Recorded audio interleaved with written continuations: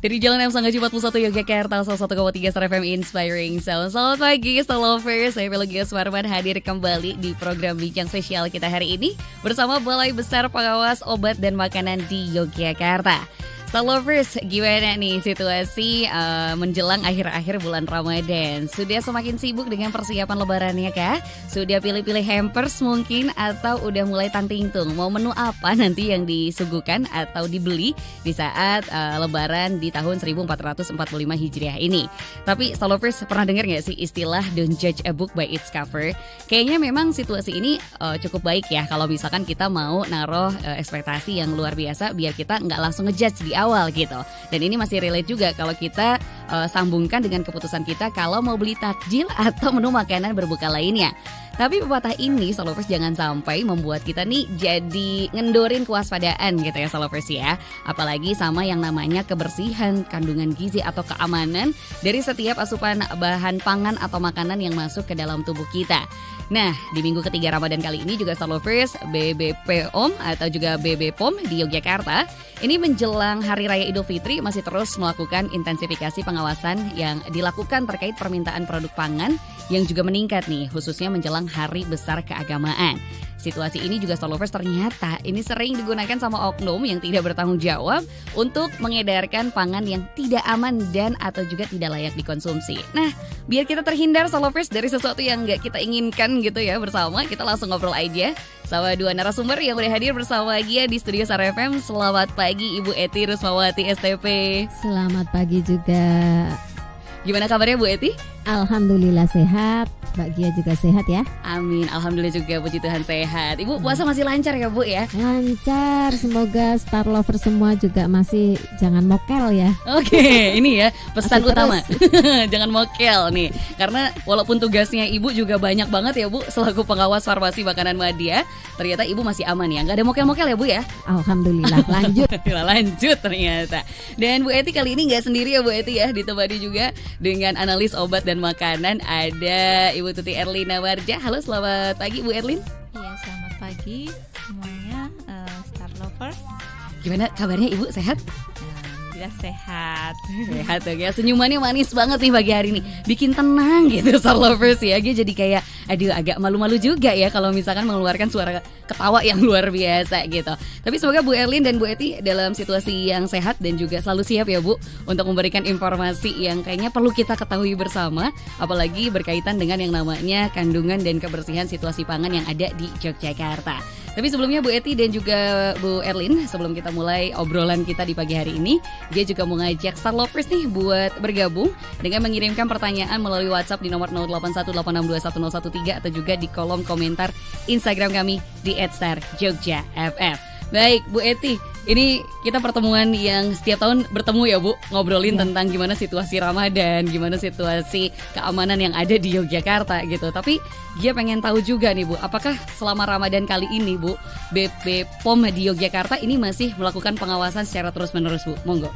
Ya betul Mbak ya.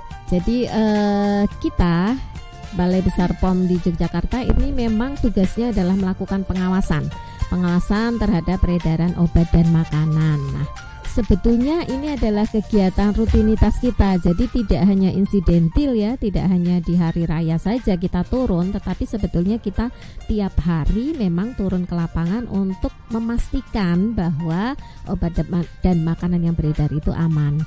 Nah, karena biasanya kalau hari raya itu kan banyak sekali makanan-makanan yang beredar ya. Kalau Mbak Gia mungkin ke pasar, ke supermarket itu kayaknya sudah nggak ada tempat di kita buat jalan karena banyak roti kaleng, banyak sirup dan berbagai macam jenis makanan di pasar juga begitu yang beredar, dan ini perlu juga kita intensifkan pengawasan kita sehingga selama Ramadan kita beri nama kegiatan kami itu adalah intensifikasi pengawasan pangan. Kita lebih intens lagi. Setiap hari kita turun untuk memastikan bahwa makanan-makanan banyak sekali juga ya yang jenis-jenis baru itu yang beredar itu tetap aman untuk dikonsumsi masyarakat.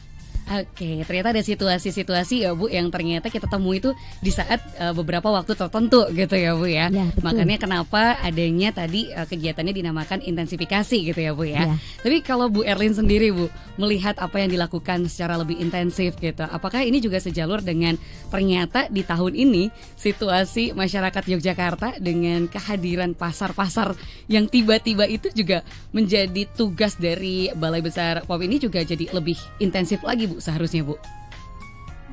Ya, pada bulan Ramadan dan menjelang Idul Fitri ini banyak pelaku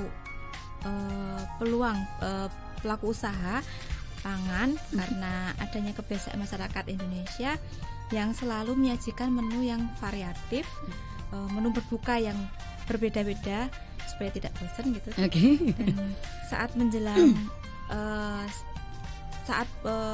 hari raya ini memilih makanan yang sangat beragam gitu. Jadi oleh karena itu peredaran pangan ini meningkat. Kemudian juga ditambah dengan pedagang takjil atau pedagang tiban, gitu, pasar tiban gitu ya. Dan sentra kuliner makanan memenuhi kebutuhan untuk berbuka. Oke, jadi ternyata lebih banyak juga pasar tibannya yang ditemui ya Bu di tahun ini. Kalau Bu Eti sendiri kalau menyambut dengan adanya pasar tiban atau Bu Erlin sendiri gitu, biasanya perasaannya gimana sih Bu kalau ternyata semakin tahun ini semakin banyak gitu variasinya Bu Eti? Monggo. Ya, sebetulnya kita senang ya karena kalau ada pasar tiban itu berarti ekonomi masyarakat itu akan semakin meningkat. Banyak yang berusaha dan diharapkan juga banyak yang beli, berarti ekonominya kan semakin baik. Kalau tidak banyak pasar tiban kan berarti tidak banyak juga orang yang beli, berarti ekonominya kan sedikit menurun. Sama seperti pas pandemi Covid kemarin ya, kita tidak melihat pasar tiban itu, jadi kayaknya rasanya sedih gitu. Cuman memang itu menjadi beban juga, beban tanggung jawab pengawasan di kami. Sebetulnya kalau untuk makanan-makanan siap saji, takjil itu kewenangannya ada di Dinas Kesehatan, tetapi kami paham bahwa Dinas Kesehatan itu kan tidak SDM-nya juga terbatas, sehingga kita membantu dengan melakukan pengawasan takjil ini secara rutin. Tetapi kami tetap melibatkan Dinas Kesehatan. Jadi kita membawa serta teman-teman dari Dinas Kesehatan untuk ikut mengawasi dan menjaminlah keamanan pangan ini. Ya kita sih suka-suka saja. Saya sendiri pribadi pun seneng ya. Berarti pilihan untuk berbuka itu semakin banyak. Jadi nggak bingung harus masak apa ya Bu ya? Betul. Kalau masak itu kan kayaknya repot ya kalau sekarang. Jadi kita tinggal beli saja. Tetapi memang ini perlu diawasi karena orang itu kan berbeda-beda ya. Kadang-kadang mereka memanfaatkan hal ini untuk hal-hal yang tidak baik sehingga profitnya lebih tinggi. Nah itu yang kita jaga, yang kita awasi dan kita hindari. Baik, ini dia yang harus diawasi, salah satunya tadi ya, ada mungkin kesempatan-kesempatan yang mungkin sering diambil sama orang karena tadi sudah merasakan saking ramainya jadi rezekinya banyak ya, gitu, tapi betul. masih terus tidak ada rasa puas. Tapi sebelum ke Bu Erlin, dia masih mau bertanya dulu untuk Bu Eti mengenai jenis pengawasannya seperti apa jadinya Bu yang dilakukan, yang karena akhirnya kan semakin banyak kerja juga beban kerja jadi bertambah ya Bu ya. Silakan Bu Eti. Ya, jadi kalau pengawasan terhadap peredaran obat dan makanan kita itu ada dua jenis ya, ada pre-market dan ada post-market. Kalau pre-market itu sebelum produk beredar. Jadi itu kita awasi dengan jalan kita melihat dokumen-dokumen yang terkait komposisinya apa, pengolahannya bagaimana, kemudian SDM-nya seperti apa. Nah itu kita evaluasi dulu sebelum mereka mendapatkan izin edar. Nah kalau pengawasan post market itu pengawasan yang dilakukan saat mereka sudah mendapatkan izin edar dan produknya sudah diperjualbelikan, termasuk juga untuk makanan-makanan takjil. Nah ini kan produknya sudah ada di konsumen ya, jadi ini termasuk pengawasan post market. Nah ini kita awasi, kita lihat apakah sudah sesuai penggunaan bahan bakunya, kemudian cara mereka menyajikan. Biasanya kalau takjil itu ya dari sisi sanitasi hygiene-nya ya yang selama ini memang masih belum terlihat baik, belum ada penerapan cara menyajikan makanan yang baik karena masih kondisinya terbuka, sementara di depan lalu lalang kendaraan banyak orang, kadang-kadang juga memegangnya tanpa alat bantu, pakai tangan, padahal dia barusan pegang uang. Nah itu praktek-praktek semacam itu yang kita sosialisasikan ke masyarakat supaya mereka lebih paham lagi bagaimana sih keamanan pangan itu harus dijaga. Baik, ternyata ada yang paling utama adalah tadi edukasi dan informasinya ya Bu ya, himbauan utama nih bagaimana datang langsung dan juga dilihat. Tapi Bu Erlin, apakah selama pengawasan ini itu juga ada pengujian Bu di situasi pengawasan yang dilakukan oleh BB POM ini selama di Yogyakarta? Mau nggak Bu Erlin? Jadi kalau selama kita pengawasi juga sampling, kemudian dilakukan pengujiannya dengan uji cepat. Oke, masih uji cepat ya berarti ya Bu ya. Nanti kita akan ulik lagi mungkin sedikit, tapi sebelumnya kita tahan dulu Bu Erlin dan juga Bu Eti. Kita masih mengundang Star Lovers untuk bergabung bersama kami di nomor WhatsApp 0818621013, dan juga Star Lovers buat yang mau bertanya bisa ditulis aja di kolom komentar kami di Instagram @starjogjafm, dan kita akan kembali setelah pesan-pesan berikut ini.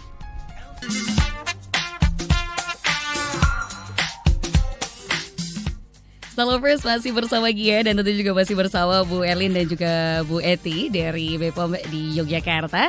Kita masih akan ngobrol ini mengenai situasi yang sudah diawasi tentunya oleh BPOM sendiri yang ada di Yogyakarta mengenai situasi makanan, bahan pangan olahan, bahkan karena kalau kita coba ingat kembali ya Star Lovers dari apa yang sudah dikatakan oleh Bu Eti dan juga Bu Erlin bahwa sebenarnya tugas utamanya di bahan pangan olahan, tapi dengan situasi intensifikasi saat menjelang Hari Besar Keagamaan juga ini akhirnya tugasnya jadi melebar Star Lovers di pengawasan takjil dan juga beberapa makanan lainnya. Baik, terima kasih untuk Star Lovers yang sudah gabung bersama Gia di nomor WhatsApp 0818621013 atau juga di kolom komentar Instagram kami di @starjogjafm.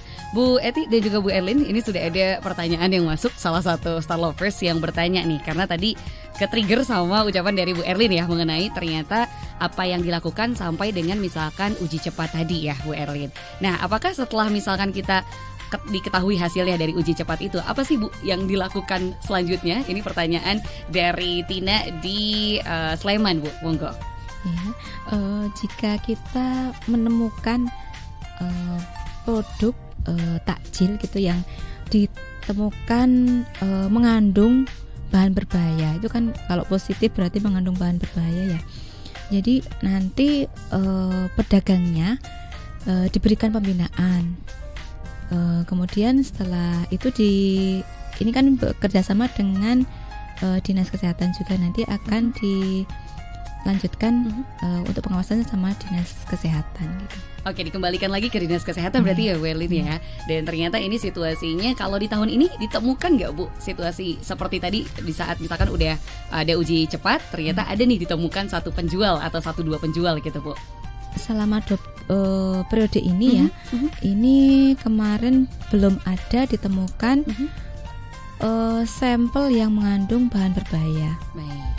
Oke, jadi masih termasuk aman ya Bu kalau di periode ini. Oke, mungkin kita juga minta di-spill aja sama Bu Erlin deh, gimana sih kalau misalkan saat ini hasil pengawasan yang udah dilakukan, mungkin nggak di periode tahun ini aja ya Bu ya, tapi di beberapa tahun kebelakang itu seperti apa Bu? Monggo.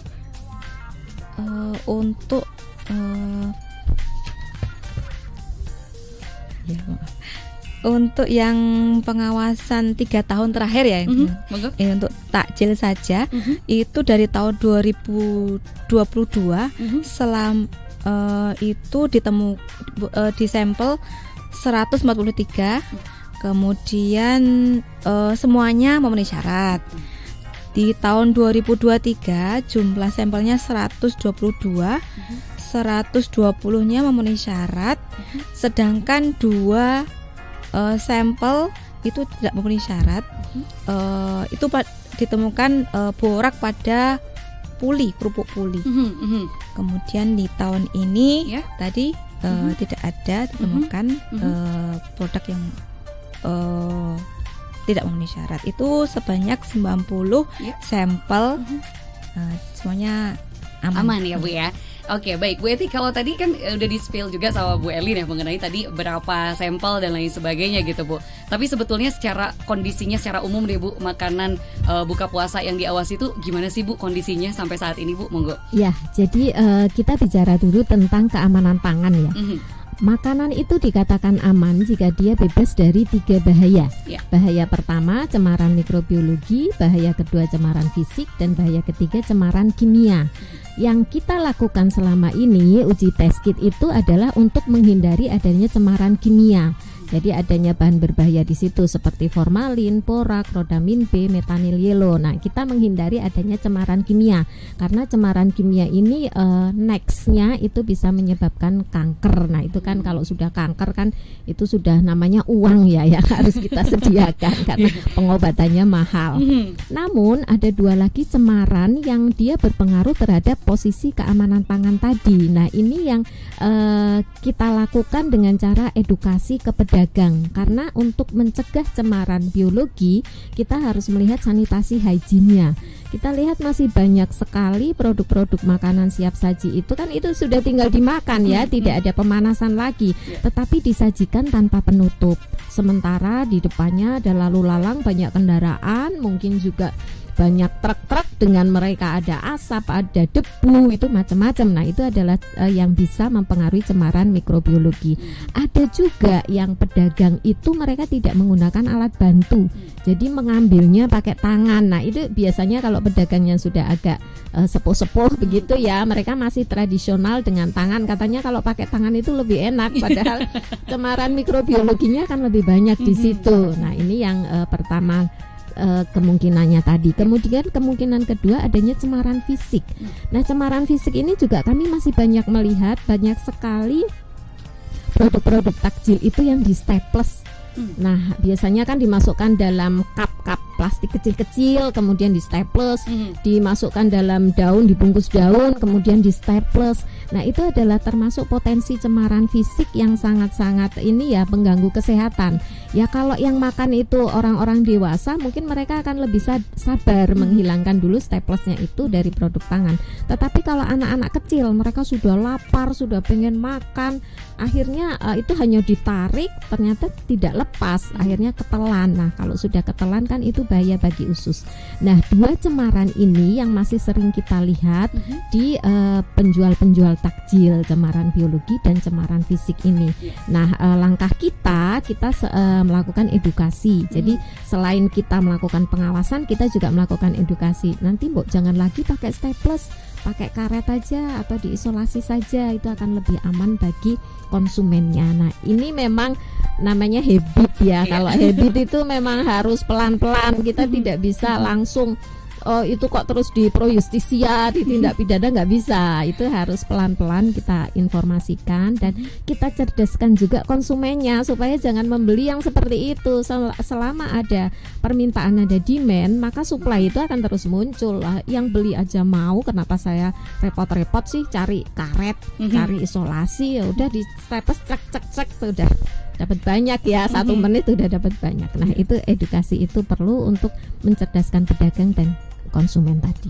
Oke, ternyata ini situasi yang menarik juga ya Bu. Kalau misalkan tadi tentang bagaimana sih pengawasan itu tadi ada higienitasnya, kemudian juga pengawasan secara fisik dan lain sebagainya, atau campuran-campuran zat yang tentunya ini jadi kalau tadi kata Bu Ellen harus ada uji cepat dan lain sebagainya gitu ya Bu ya. Tapi yang menarik juga kalau kata Bu Eti kan kayak misalkan contohnya adalah yang nggak bisa lepas dari kebiasaan warga DIY atau mungkin Indonesia adalah gorengan ya Bu ya. Ini kan semakin digoreng deep fried gitu Bu, di pinggir jalan tuh semakin enak Bu kayaknya gitu kan Bu. Nah, ini kan juga berarti itu masuknya ke pengawasan apa Bu kalau yang tadi ya, kalau boleh diulang kembali. Kalau gorengan itu termasuk tadi adalah cemaran kimia ya, karena kan dia ketika menggunakan minyak yang berulang-ulang dia akan timbul yang namanya asam lemak bebas. Nah, asam lemak bebas itu akan meningkatkan kadar kolesterol di dalam darah.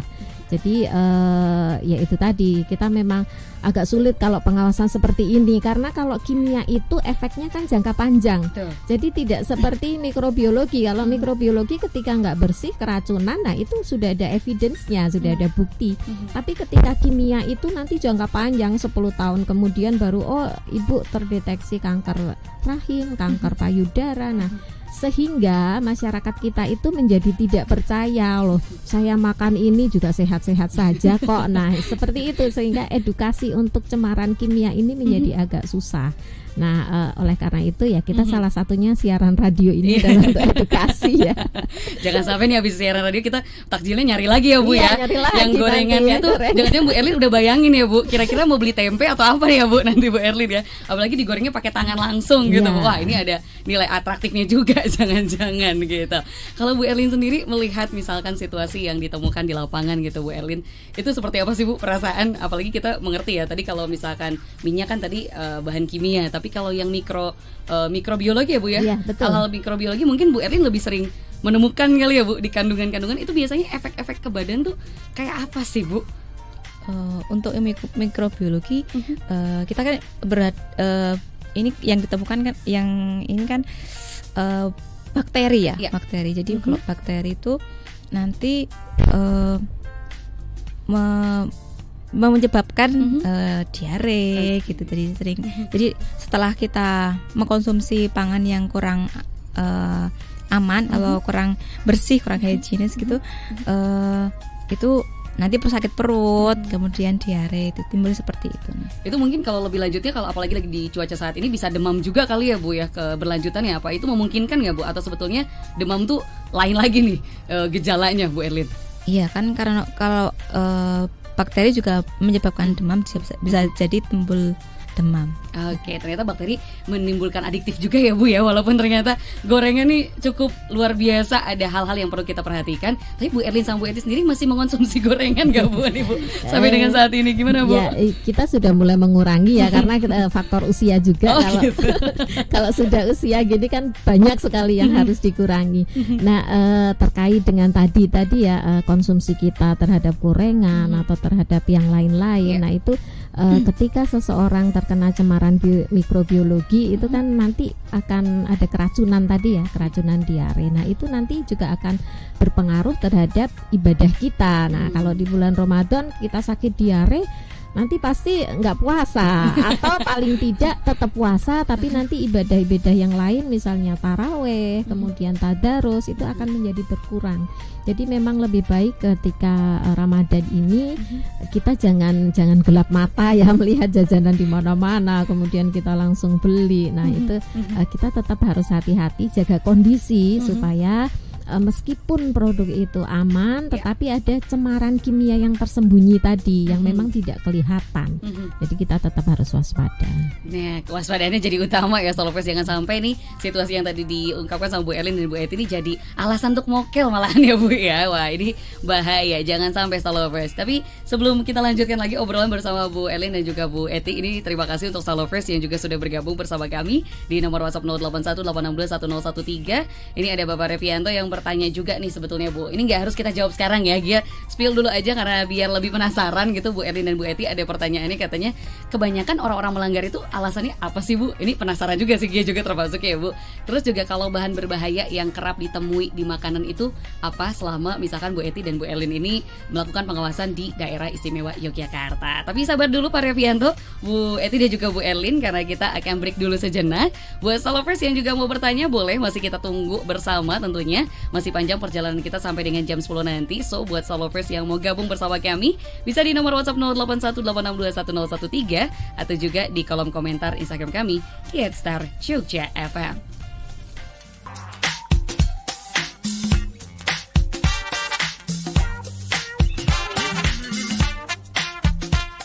Masih di Bincang Spesial Solopers bersama Gia dan juga Balai Besar Pengawas dan juga Olahan Makanan dan Obat dan Makanan, maksud kami Solopers. Dan untuk Solopers yang sudah bergabung bersama kami baik di nomor WhatsApp 0818621013 atau juga di Instagram kami di @starjogjafm. Terima kasih banyak, ternyata ini banyak sekali ya yang juga sudah bergabung bersama kami di pagi hari ini. Baik, kita mungkin kembali ke Bu Erlin dan juga Bu Eti. Pertanyaan tadi yang sudah Gia sempat spill dari salah satu Solopers yang bergabung di nomor WhatsApp kami. Ini ada Bapak Revianto yang bertanya, katanya, Bu Erlin katanya gitu, bahan bahaya yang sering ditemukan di makanan selama Ibu mengawasi juga di Yogyakarta tuh ada apa sih Bu? Dan alasan terbesarnya kenapa masih banyak yang melanggar tuh apa? Silakan Bu Erlin. Baik, untuk bahan berbahaya yang sering ditemukan pada produk takjil ya. Tadi itu misal formalin itu banyak ditemukan pada ikan asin. Kemudian untuk bahan pewarna yang sering kelihatan merah gitu, merah itu mengandung rodamin. Itu terdapat pada kerupuk atau camilan lainnya, kan ada juga yang berwarna merah ya. Kemudian untuk bahan borak, bahan kimia borak itu banyak ditemukan pada puli, kemudian kerupuk gendar ataupun lemper. Wah, itu cemilan-cemilan atau makanan-makanan yang sangat dekat sama kita ya Bu ya. Ini favorit banget nih Bu. Apalagi kalau warnanya kerlap-kerlip gitu ya, berbeda-beda. Oke, sekarang kembali ke alasan tadi Bu. Akhirnya kan Ibu bertemu nih dengan bahan-bahan yang ditemukan. Terus alasan biasanya yang ditemukan sama Ibu, kenapa sih Bu masih banyak yang melanggar gitu? Silakan Berlin. Ya biasanya kan kayak itu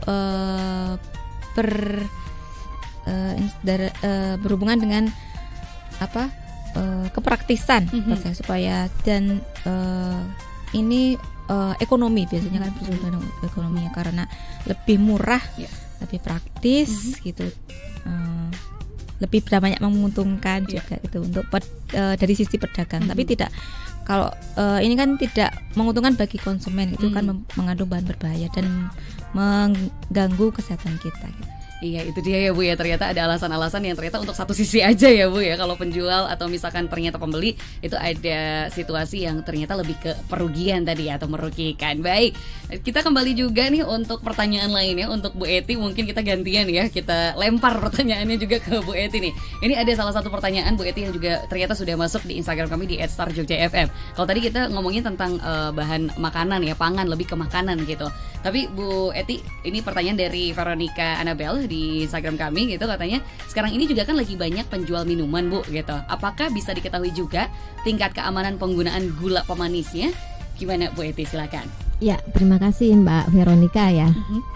Kalau untuk minuman, memang kita ketika uji cepat kita tidak melihat itu, karena kalau untuk pemanis buatan kita harus uji di laboratorium dan itu memerlukan waktu yang lumayan panjang. Jadi kita tidak melakukan uji itu. Tetapi secara tren untuk produk pangan olahan ya, karena kalau yang dimasukkan di laboratorium Balai Besar POM itu adalah produk pangan olahan. Kalau produk siap saji memang kita tidak menguji sampai ke laboratorium. Nah, kalau untuk produk pangan olahan itu sampai saat ini memang masih ada beberapa yang menggunakan pemanis buatan, tetapi itu masih dalam ranah memenuhi syarat. Karena pemanis buatan itu termasuk bahan tambahan pangan yang diizinkan, tetapi dia batasannya itu ada batas maksimal yang diperbolehkan. Cuman sekali lagi ini trennya anak-anak muda zaman sekarang ya. Jadi secara keamanan pangan, produk minuman-minuman itu adalah aman. Tetapi biasanya anak-anak muda itu kalau sudah seneng, sudah istilah agak-agak ketagihan gitu ya, akhirnya tiap hari mengkonsumsi itu. Nah, akhirnya banyak sekali kadar gula yang masuk di dalam tubuh kita. Nah, ini jadi tren konsumsi juga ya, karena sekarang banyak sekali minuman-minuman yang manis, kadar gulanya tinggi, dan itu menjadi minuman harian bagi anak-anak kita. Nah, ini sepertinya hal-hal ini itu menunjang adanya beberapa penyakit tidak menular yang sekarang semakin usianya itu semakin muda ya Bu ya? Semakin muda. Kalau dulu orang diabetes, orang darah tinggi, hipertensi, orang jantung itu biasanya kan sudah istilahnya lansia ya. Tapi kalau sekarang ini sudah terjadi pergeseran. Jadi usia 30 masih usia produktif. Ada bahkan anak SD yang sudah gagal ginjal. Nah, salah satu penyumbangnya yaitu tadi mereka terlalu banyak mengkonsumsi produk-produk yang tinggi gula, garam, dan lemak tadi. Gula ini terutama ya sekarang ini seperti ini ya, sangat kalau anak-anak masa kini itu tren kekinian itu kan ke kafe beli minuman kopi ya, gulanya tinggi. Seharusnya kalau kopi itu jangan pakai gula, harusnya konsumsinya seperti itu. Tetapi sekarang kan banyak sekali konsumsi dengan kadar gula tinggi itu tadi. Apalagi kalau misalkan di situasi-situasi tertentu, entah capek kerja, capek atau lagi mental breakdown tuh kayaknya aduh lagi butuh sugar nih kayak gitu kan, langsung deh nongkrong gitu ya Bu ya. Nggak sadar betul.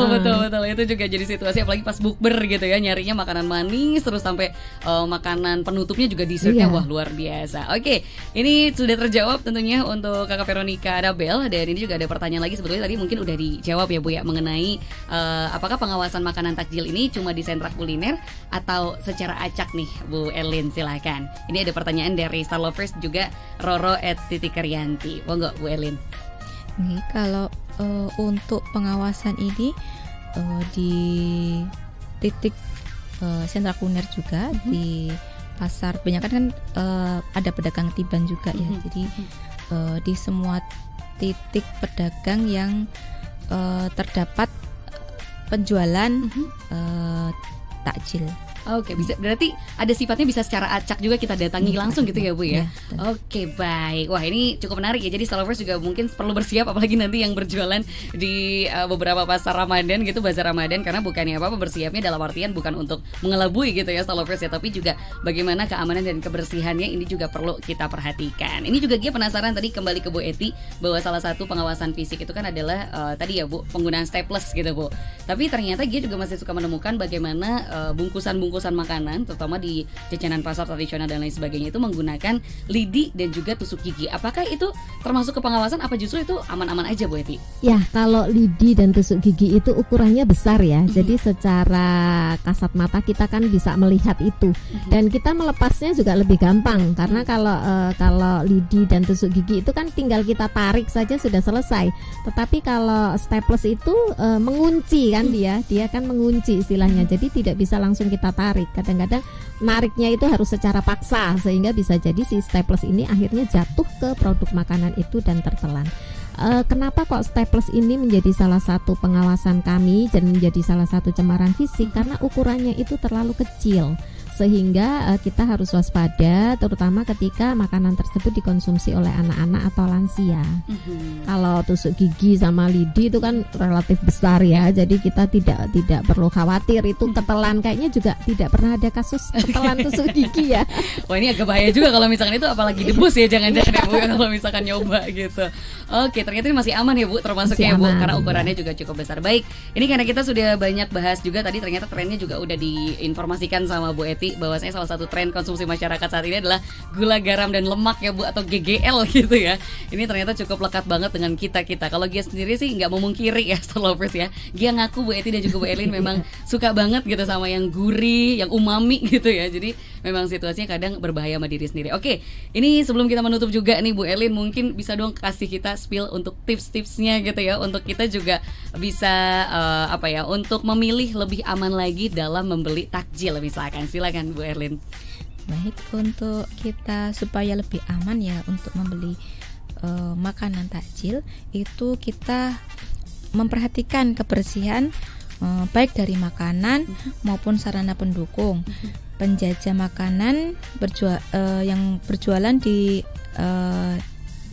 tempat itu terbebas dari sampah, harus bersih gitu ya. Kemudian penjajah menggunakan alat bantu untuk mengambil makanan. Kemudian pangan yang dijual itu sebaiknya sih dalam wadah tertutup gitu, jadi tidak terbuka langsung. Kemudian hindari untuk membeli makanan yang warnanya mencolok. Wah, gitu. Itu ya Bu yang agak sulit ya Bu kan gitu. Kemudian hindari juga untuk membeli makanan yang kemasannya di staples. Karena itu merupakan bahaya fisik ya. Kemudian perhatikan juga suhu pangan. Jadi kalau misal es kan harus dingin ya, jadi disimpan dalam tempat dingin. Kemudian pangan yang seperti bakso atau soto itu juga harus disimpan dalam dalam suhu panas. Oke, ini banyak hal ya ternyata yang harus kita perhatikan ya Bu Erlin ya.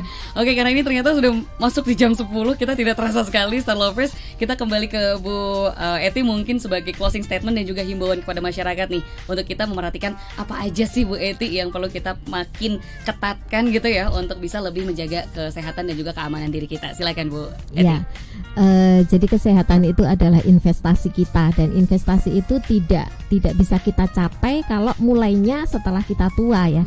Itu memang harus dari awal, dari muda kita menjaga pola makan supaya kesehatan kita nanti juga tetap prima. Ingat, membeli itu sesuai kebutuhan, jangan sesuai keinginan, karena gelap mata semuanya dibeli dimakan.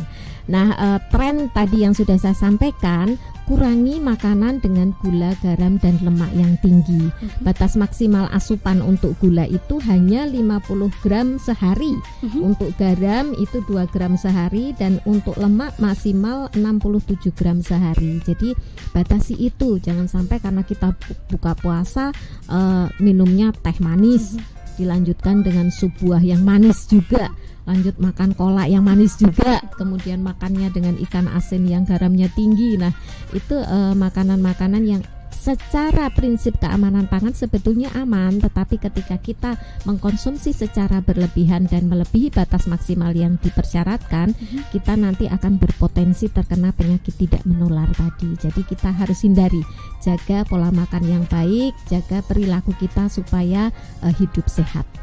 Baik, ternyata jaga perilaku itu bukan hanya bagaimana hubungan kita dengan sesama manusia ya Bu ya, tapi bagaimana kita juga ke dalam diri kita untuk bisa menjaga keamanan dan juga kesehatan kita ke depannya sebagai investasi yang luar biasa panjang Star Lovers.